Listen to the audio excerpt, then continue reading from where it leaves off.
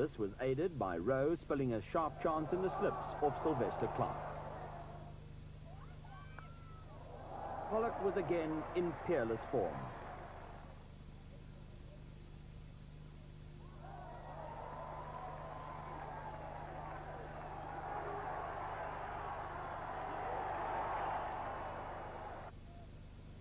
Peter Kirsten too batted very, very well, but his 88 runs did not come without some measure of pain and suffering.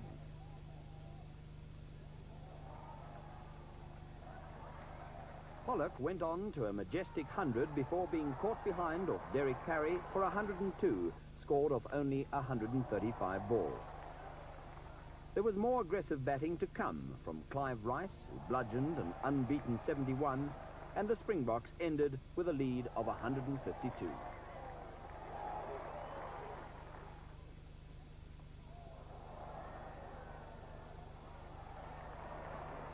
In the West Indies' second innings, a typically alert piece of fielding by Kirsten accounted for Lynch.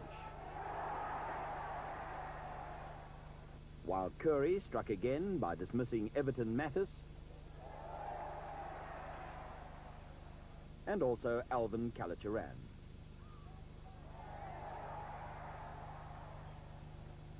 Danger Man King fell to a catch in the slips by Pollock.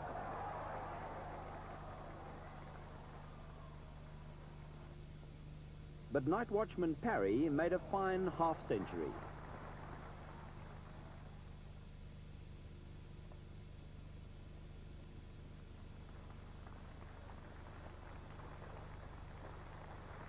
Eventually, he too was caught in the slips of Clive Rice. Rowe dug himself in, but made a critical error when he slammed the worst ball of the match from Hobson into the safe hands of Cook. The Springboks were set to score 117, and this proved an easy target for Cook and Fotheringham.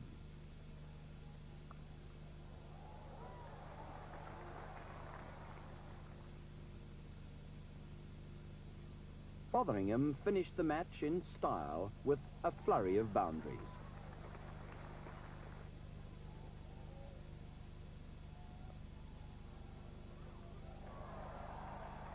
The Springboks were 1-0 up in the four-match series.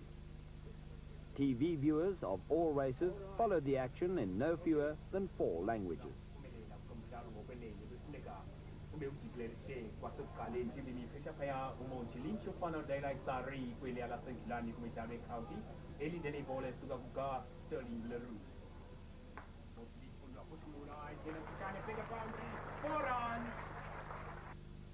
Among the viewers at home was Hassan Haar, president of the breakaway and minority South African Cricket Board. These tourists from the West Indies, not a West Indian tour. I'm afraid I'm a cricket traditionalist. Let's look at the position as is today. The South African Cricket Union brought them over in an attempt to show, first of all, South Africa that people of different colors could play together. I take that as a sincere gesture. But instead, these people came across at, what, 1,000 to 120,000 upwards per man. And after that, they had landed and started the series. They started blackmail demands, to which the private sector very, very promptly reacted. Now, to me, I think this seems to destroy the whole intention of the tour. Any goodwill that could have been generated through this tour was destroyed, in that if you look at the cricketers who belong to my South African Cricket Board, there's no such sponsorship going to them. They play for nothing, they lose wages when they go. At no stage did the West Indians wish to veer away from their committed contract to us. There was a misunderstanding in terms of the interpretation of sponsorship. It had nothing to do with the fees that were payable to them. I think that's been admitted by the West Indies themselves, and of course those are the facts. But there was a misunderstanding of the extent to which they would be permitted to participate in the sponsorship money that was collected in relation to the tour.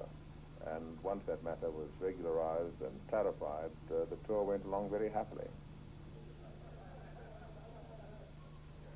Through our influence, the South African Cricket Board too has been able to obtain sponsorship, notably that from Benson and Hedges. And we're happy for all cricket to obtain sponsorship, because it only helped to improve the standard of the game throughout South Africa. Whether this generates the interest in cricket? Yes, I think it would. When you see white children running for autograph of a black person, that is a new way of life in South Africa. But then all this is destroyed when a conductor doing his job puts Amanda Collincroft off the train. And it's not an unfortunate incident. It's an everyday incident, except that the man who is put off the train would not be a registered this country. The Collincroft incident was most regrettable, and of course, from the South African Cricket Union's point of view, we have made it known how repugnant it was to us. We've never tried to pretend that South African society was perfect, and we made our views known to the West Indies very clearly before they came to this country. On the other hand, the incident itself, as regrettable as it is and as embarrassing as it was, I have no doubt that it will accelerate the pace of change and will contribute materially to those changes that we believe are on their way. There is more interest in cricket. The direct result is being the West Indies tour. Our motto is, if they want coaching, we'll coach. And so if Hassan Howard kids who are on the other side want to come to our coaching, they can come. We don't mind where they come from, what colour they are, what creed or anything. We're just coach kids. We're just interested in furthering the future of South African cricket. I was the secretary of the Natal Cricket Board for a period of about 4 years, such. But because of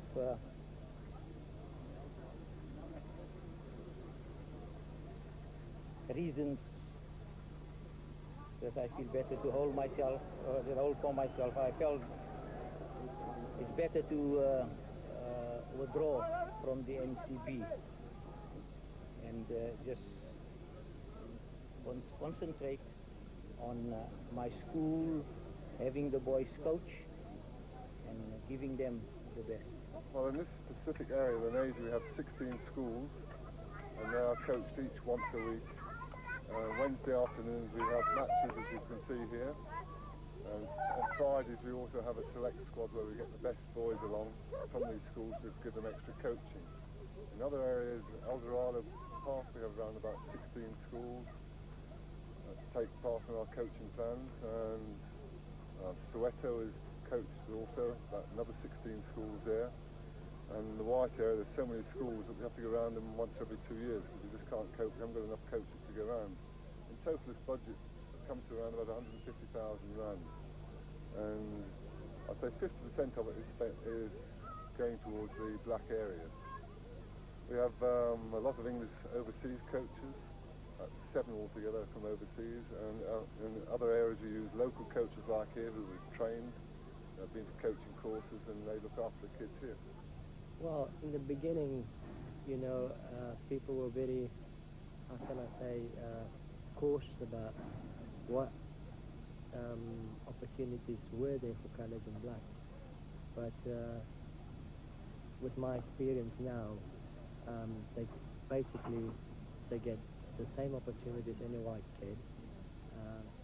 There might not have been integrated schools in South Africa, but if you play cricket under the umbrella of SSCU, then you get every opportunity that there is for a cricketer, no matter what colour or creed or religion you are. You know, my highlight was being selected to play for the Transvaal national side in 1980 and in 1981. And again, I'd like to mention the first class match I've played, you know, so far against the Sri Lankans was a highlight of those three incidents were, you know, my highlight of my career so far.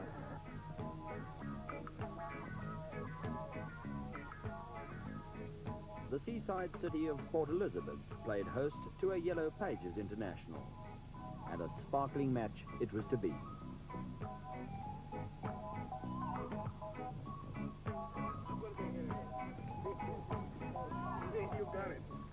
For the first time in the series, Peter Kirsten won the toss and sent the West Indians into bat.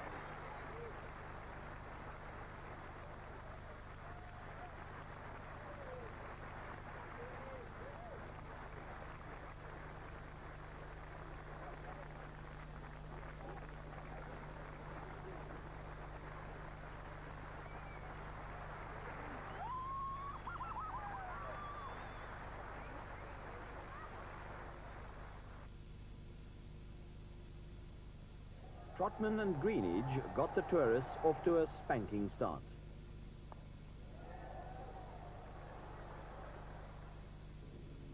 But Stephen Jeffries broke down the middle order with the key wickets of King and soon afterwards Kallicharran.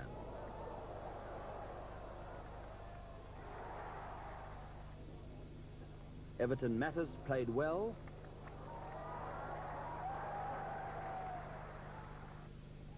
as did the skipper Rowe.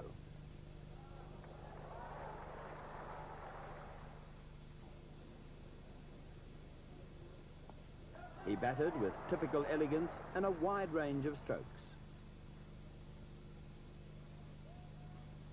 before eventually being caught off Jeffries for 48.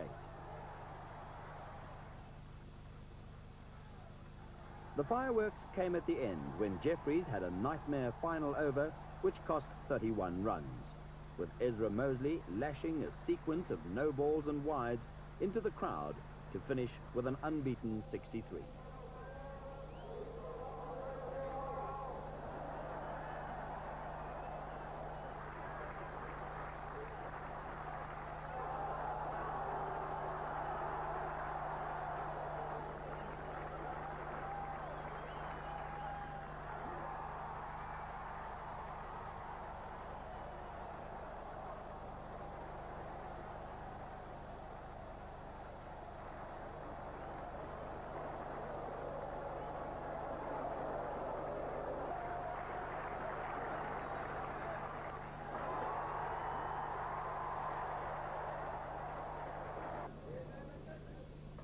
A total of 260 for 8 set South Africa a formidable task, but Henry Fotheringham was in splendid form and hit a fine 78.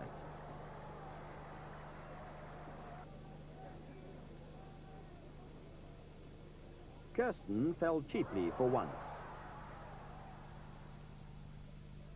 but Graham Pollock hit a whirlwind 37 before being brilliantly caught by a lane off King. The Springboks went for their shots, and young Adrian Caper joined in the big hitting before Garth LaRue settled the issue with a massive 6.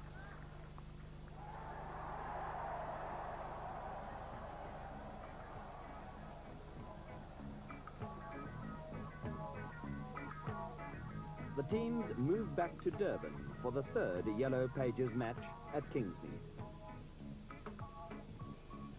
Kirsten was again in fine form, hitting crisply to score 46 despite razor-sharp fielding.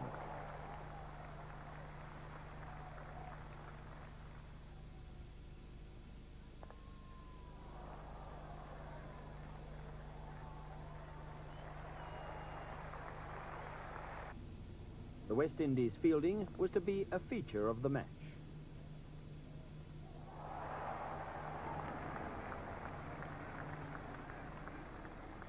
This despite a let-off when Emerson Trotman made a spectacular attempt at a catch.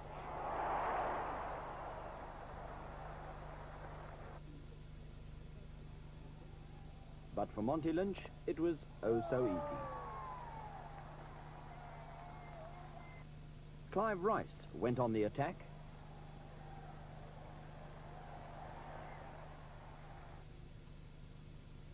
and Ken McEwen displayed his best form of the series so far, hitting firmly on both sides of the wicket.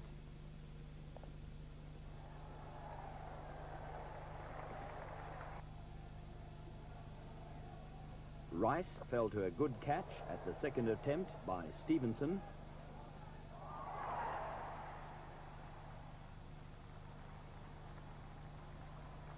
but McEwen went on to a well-earned 50.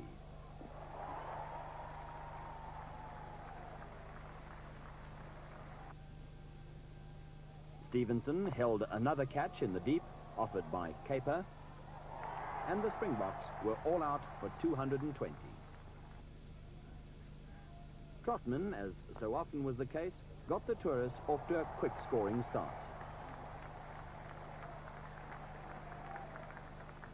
And Greenidge drove with a flourish.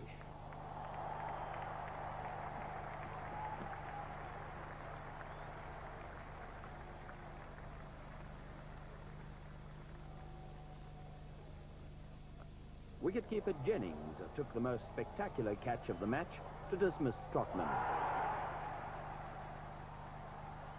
But it was to be a day of disaster in the field for the Springboks. Kallicharran escaped, as did Monty Lynch.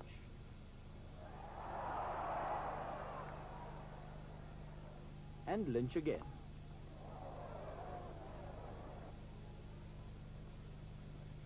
Bad light drove the players off the field for half an hour, and the target was reduced to 194 in 44 overs.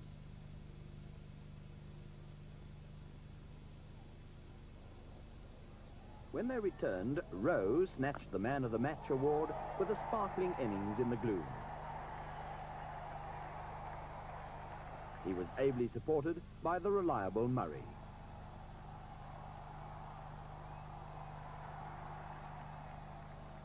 Rowe hit the winning runs, and the West Indians were back in front in the one-day series.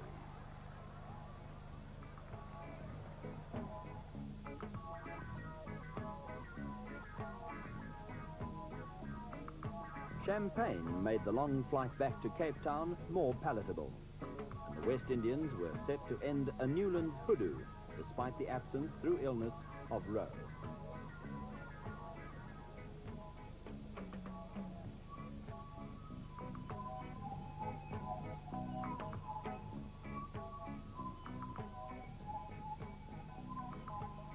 Jimmy Cook was a confident starter for the Springboks.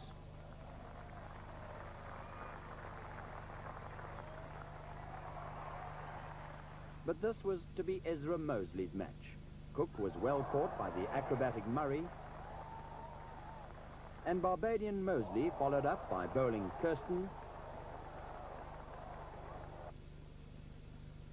and Fotheringham.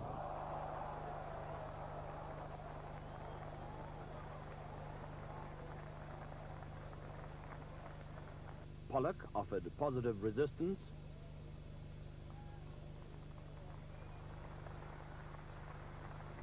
but Mosley claimed a fourth key wicket when he had McEwen caught behind.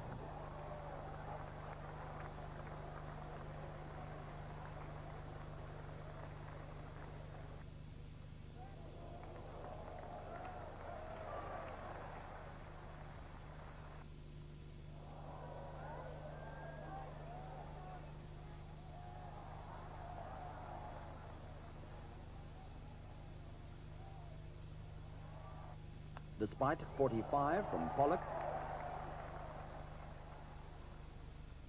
and a spirited 35 from Adrian Caper, the Springboks could only muster 149 all out. Caper's dismissal signalled a collapse against an attack which had settled into a typical West Indian formula of unrelenting pace.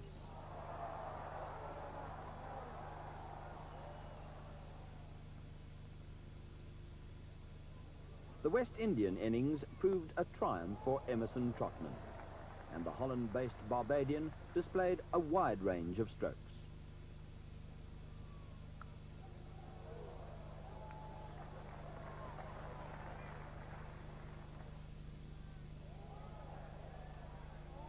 Greenwich survived a marvellous effort by Kenny McEwen, which the crowd thought was out. Trotman went on his merry way, and then Curry did trap Greenwich leg before.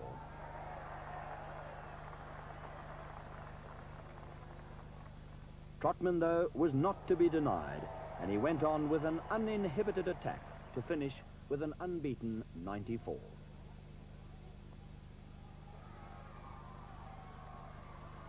Defeat by 8 wickets had the Springbok selectors pressing alarm bells, and they decided to demote Kirsten and make Clive Rice captain for the rest of the series. Back to Johannesburg, the city of gold, and the third national Panasonic test at the Wanderers, which was to prove a remarkable action-packed encounter. Sylvester Clarke trapped Cook.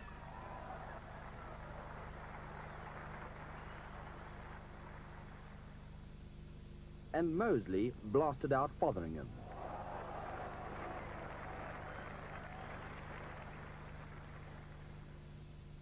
Then came the mighty Pollock.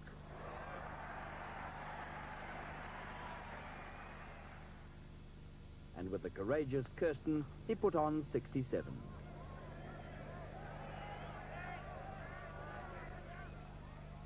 Pollock was in particularly aggressive mood, scoring 41 of only 31 balls.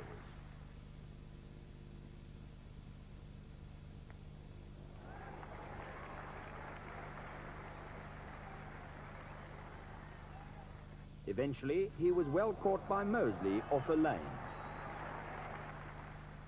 who immediately followed up with the wicket of McEwen.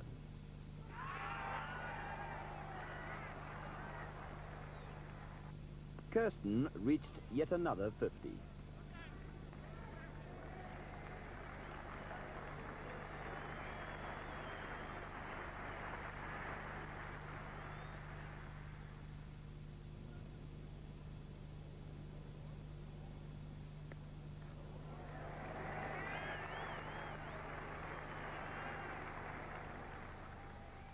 His dismissal of the fired-up Elaine heralded a collapse to 160 all out.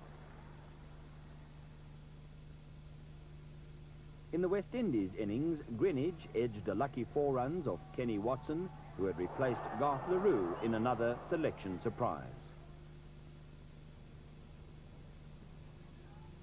But Watson quickly trapped Everton Mattis, while Rice accounted for Lynch.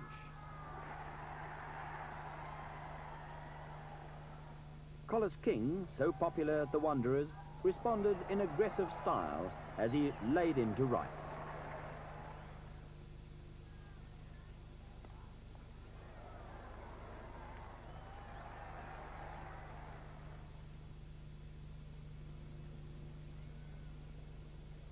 He was lucky to survive, though, when Rupert Hanley held a high hit but stepped over the boundary. The Springboks fought back through Adrian Caper.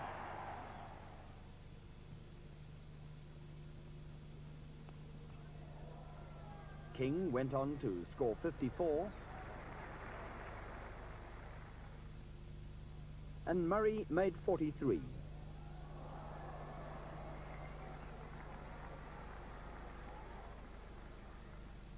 But Caper's tenacity brought him 5 wickets and restricted the West Indian lead to 33.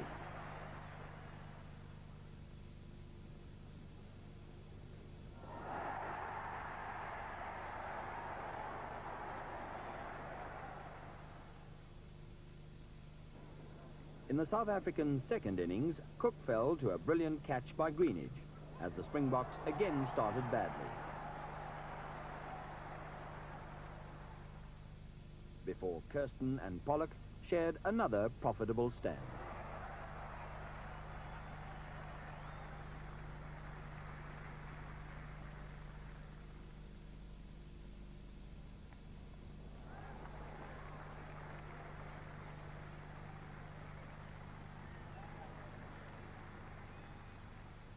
Kirsten made 61.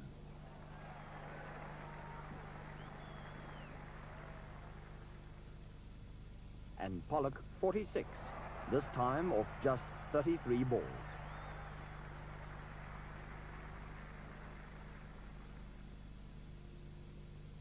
Both batsmen hit the ball with thrilling power to add 83 in only an hour.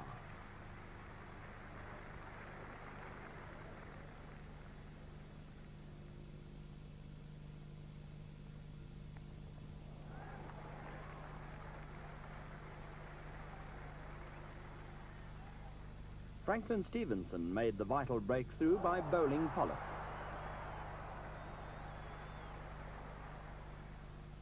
And although Rice also batted well for 47, the West Indian fast bowlers were not to be denied.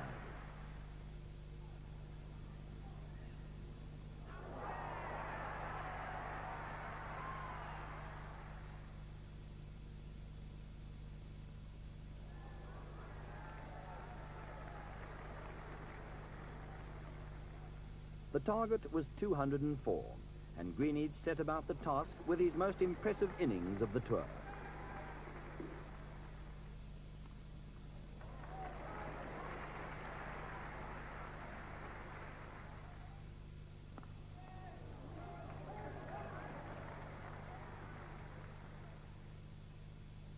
Mattis provided good support.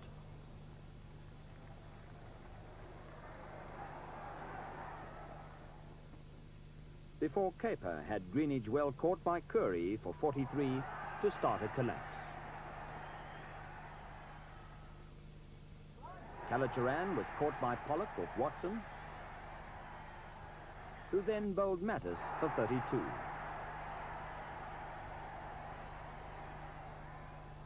While Pollock, only a month short of his 40th birthday, took a brilliant catch to dismiss Murray.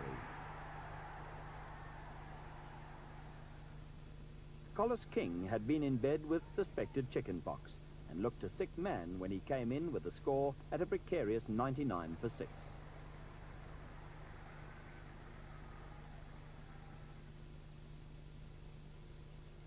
King made a vital 42. But even so, the last pair were at the wicket when a great effort by Kirsten narrowly failed to run out Clark, who clinched the match with a 4 off Watson to level the series.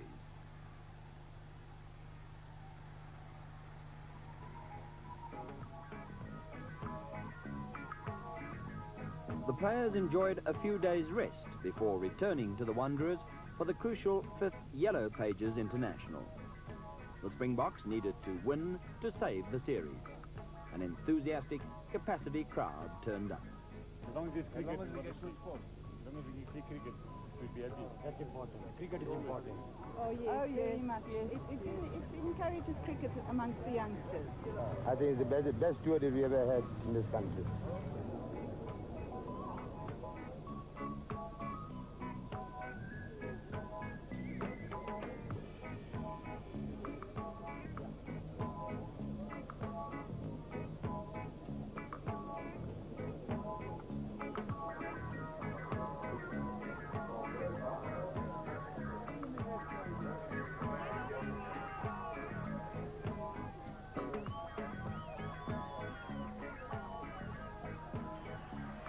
Rowe again won the toss and asked the Springboks to bat in front of packed stands.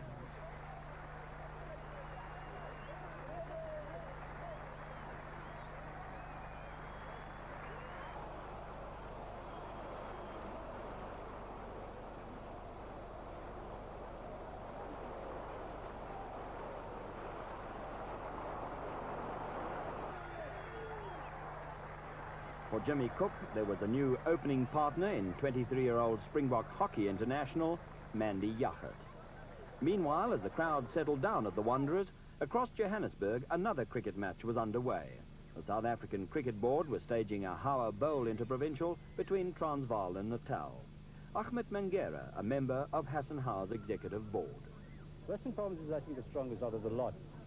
Eastern Province is quite strong as well, and Transvaal had a very good running last year, but I think it seems that this year they have gone a bit on the low side.